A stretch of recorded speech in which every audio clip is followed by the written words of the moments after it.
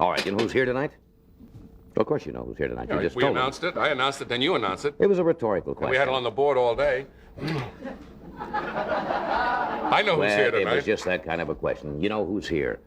Deserves no answer. On September 10th, at the Forum in Los Angeles, Muhammad Ali is fighting a return match with Ken Norton, the first man who ever managed to really silence him. And he did that, as you well know, by breaking his jaw in that last fight. Would you welcome our good friend, Muhammad Ali?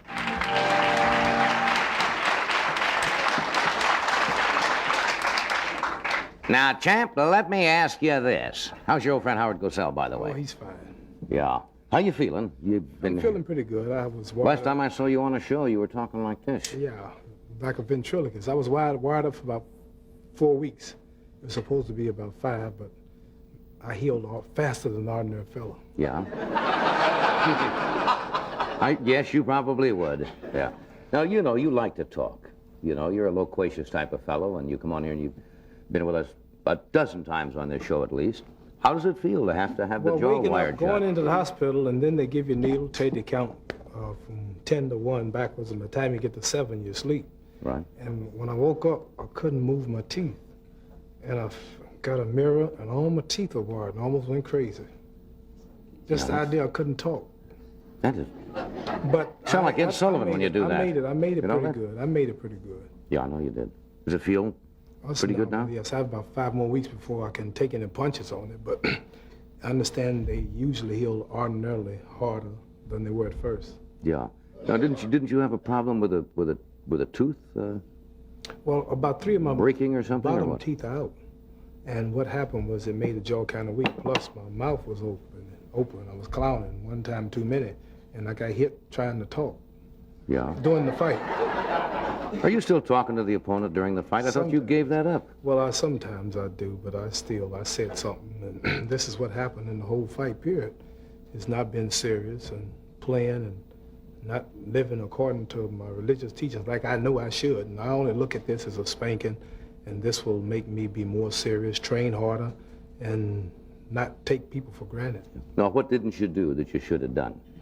Well, many things that I really can't go into, and it's not really for nobody but to know it but me. Oh, well, I didn't want to be personal. You answer just what you want to answer. So, how'd you take nourishment? All liquid? Well, yes. This has caused me to be a vegetarian now. I don't eat meat no more. All I eat is fish. Oh, really? Yeah. I didn't think I could make it. I've met people who were vegetarians in the past, and I said, no meat, how do you do it? This is what we might think, but all my food was put in blenders. Like my wife would cook a pot of cabbage and then blend it up, and it would come out like a milkshake, and all you had to do was drink it, the same thing. Cabbage milkshake? Yeah. And, you know, that type, creamy, you know. Same with the corn and the, even fish with a little cream in it. And well, you're not a true vegetarian, then. You do eat fish. Oh, yes, fish. Yeah, but no beef or that type of animal stuff. So I'm going to see how long I can go, but I was surprised. I really feel better. I don't be as tired or nothing.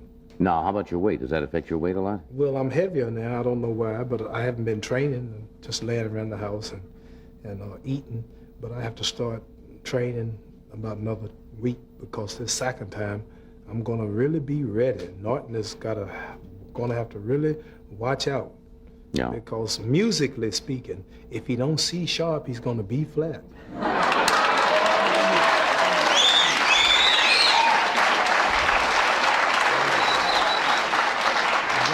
To think that's been inside you for 4 weeks with your jaws wired shut and you couldn't get that one out. What round in the fight did this broken jaw happen? Second round. It was a hard thing. That's incredible, and that you could even stay in a ring and have somebody hit you in the face with a broken jaw. I mean, that's incredible. If I did knock him out, I realized at that point, I didn't know if it was broken or not, but my whole system was off, and it's a bad feeling. I mean, just to move your mouth, something just broke. And moving and missing a punch or throwing a punch, you could feel it jar, just jumping around. And I had to go 10 rounds without getting hit on that jaw again. And I was surprised the next day in the hospital watching the reruns that the fight was as close as it was. In the 11th round, the fight was even. And the man who won the 12th round would win it. So he came out slugging. So for me to win the 12th round, I would have to stand there toe-to-toe knowing I might catch a couple on the broke jaw. So my main objective was to retreat and just let the fight end. But with 18,000 people in the place and been seen in 40-something countries live and everybody on home television in America on Wide World of Sports just quit, I couldn't dream of it. But I'm lucky and thankful that I didn't really get hurt seriously. Now, what could have happened if he would have really, I mean, how bad could that have gone if he if you'd have fought and he'd have caught you several times? When the jaws usually broke, both sides around the same point, but for some unusual reason, just this side was broken, not this one. And if I'd got hit with a hard punch from a 215-pounder, from a 215-pounder right on the end that was broke, he said could mean death probably, because it would just completely tear that bone all the way around. Now, that's the first time you've really, in your career, even as an amateur and at any time, that you've really had an injury as such, Not just an injury. This is an injury that's the worst injury any fighter could have and still be conscious. And some of them have been knocked out, and some have died, but to still be conscious and have the pain and to have a broken jaw, and ain't no injury no worse. You know, I saw the repeat of the movie the other night with Kirk. I think we've talked about this on the show, but it still intrigues me because you're in the only sport I know, and a lot of sports writers wonder sometimes whether it's really even a sport, where two men come out and the express purpose is to injure the other man. I mean, in football, of course, the idea is to tackle hard and to knock him down. But your idea is to go out and really batter another man senseless or to knock him unconscious. This is why my fights have been criticized, because I had Jerry Quarry in that spot, and I called the referee and stopped. I wouldn't do it. I had James Ellis in that spot. I had Buster Mathis. I had Floyd Patterson. And I've been criticized for not really knocking them out or hurting them, because it's not my purpose. My purpose is to win in any way I can, but not really to hurt him for life. Well, I don't think any fighter wants to do that, but there's always that possibility, of course, when you have to hit a man as heavy as you guys are, that you can permanently injure him. Well, I'd rather get hit with those gloves than some of these car drivers I see, and these hockey players, they pick up the leg. I'll buy that. Yeah, maybe hockey is another game where the idea is to kill your opponent, having watched some of them. Football can be rough, too. Does the thought ever, I saw the replay of the motion picture by Kirk Douglas, Champion, where he played the fighter.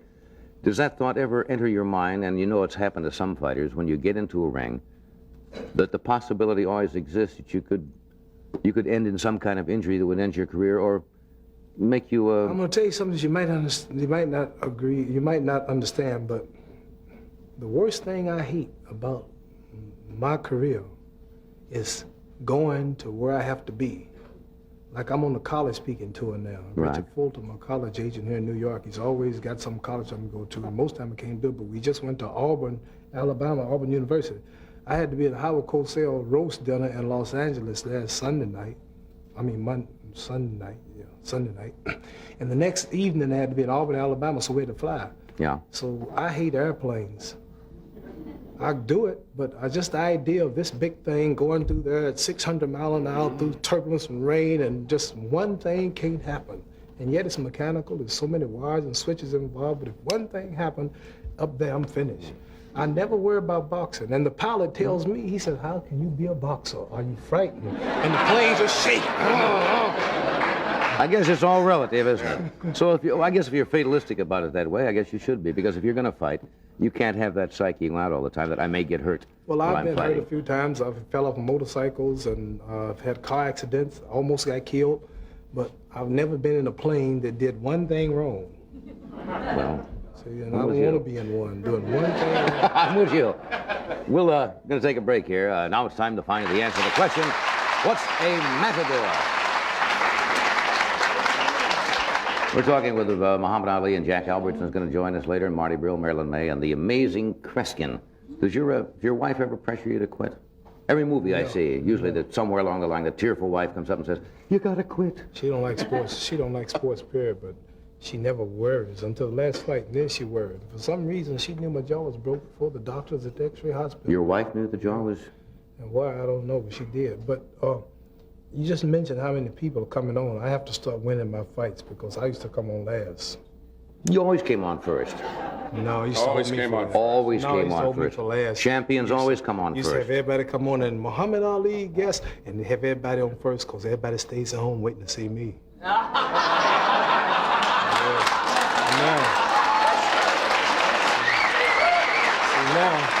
now. Why don't you go beat up Kreskin? So You can beat up Kreskin, you can come on last. About your wife, she never says give it up? Never. Can I ask you a question? Now, you don't have to answer this because it is a little bit personal. But you, as a person who are a celebrity, you kind of have to give up a little privacy occasionally. And I only ask this question, not for shock value, but for example, and this goes way back in any athletic endeavor or wars, they used to say that the Romans, before they went into battle, the women could not be with the Roman soldiers before the battle. It weakened them. I've heard. That's true. You've heard. Now, I'm not, as I say, I don't want to be personal, but football players, they say we don't want women in training camps because it weakens the fire. Now, same with boxers. do you have to stay virginal as it is before a fight? I was only interested as an academic question. I'm not trying to check into your personal life. A fellow as handsome as you are and as popular as you are, Johnny Carson. I imagine if you walk down the street in Cleveland or Washington, New York, and if somebody see him, I mean, every day he's in everybody's house. Who don't know Johnny Carson? I mean, do you have much trouble with girls when you go out and you're trying to... No, well, that's not the... Oh, wait a minute,